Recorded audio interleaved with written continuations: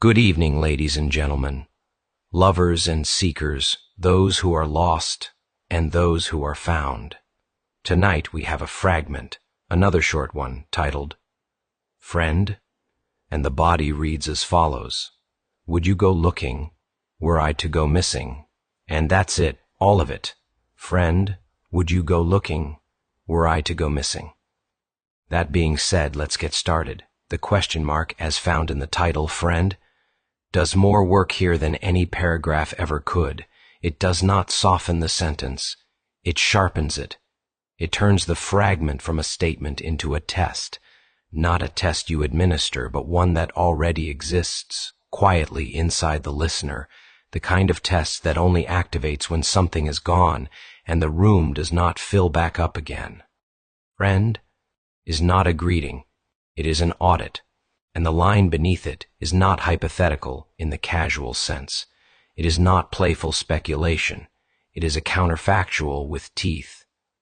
Were I to go missing does not mean if I died, and it does not mean if we drifted apart. It means something narrower and more disturbing. Disappearance without closure. Absence without ceremony. No body. No explanation. No official ending. Just missing.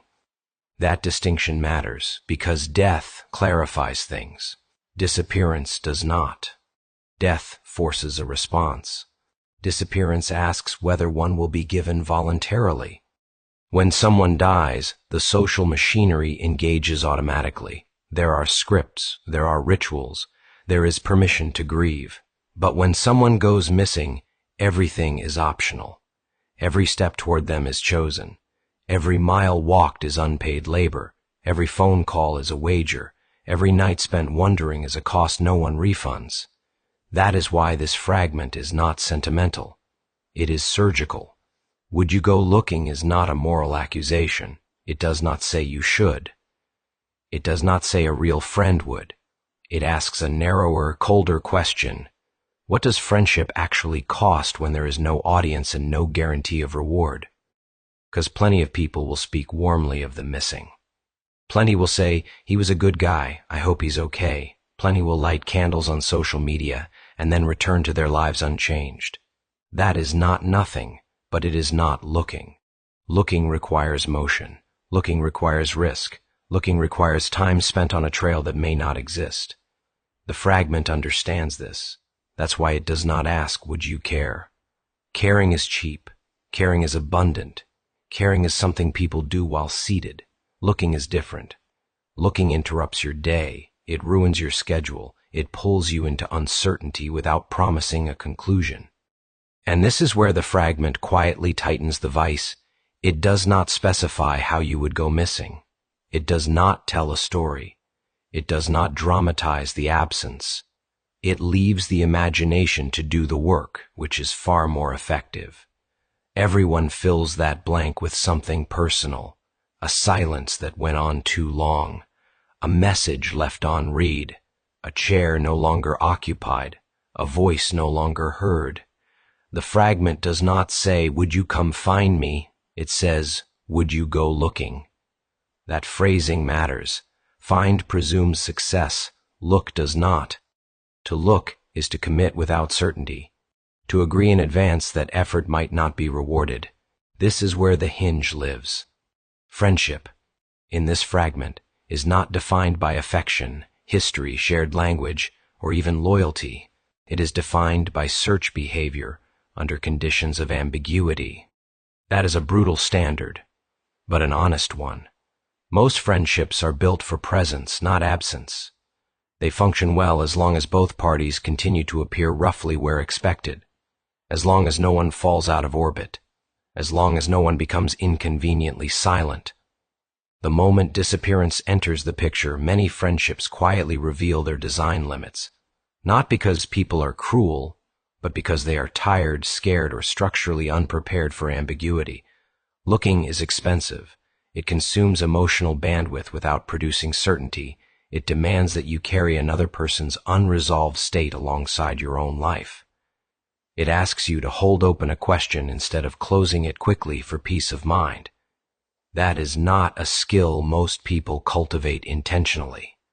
So the fragment does not condemn, it measures. Friend is not shouted. It is not even said aloud. It is written like a note left on the table. You find it after the person is already gone. You read it and realize the test has already begun. The cruelty of the fragment, if there is any, lies in the fact that it cannot be answered retroactively. You cannot decide later that you would have gone looking. You either did or you didn't, and even that binary is too simple, because looking is not a single act. It is sustained behavior over time. One phone call is not looking. One worried thought is not looking. One let me know if you hear anything is not looking. Looking is repetition. Looking is persistence after the initial adrenaline fades. Looking is returning to the same question on day 10, day 30, day 90, when everyone else has quietly moved on. This is why the fragment is not loud. It doesn't need to be. Anyone who has ever gone missing, emotionally, relationally, existentially, already knows the answer they received. They know who checked in once. They know who asked follow-up questions. They know who kept their name in circulation. And they know who disappeared faster than they did.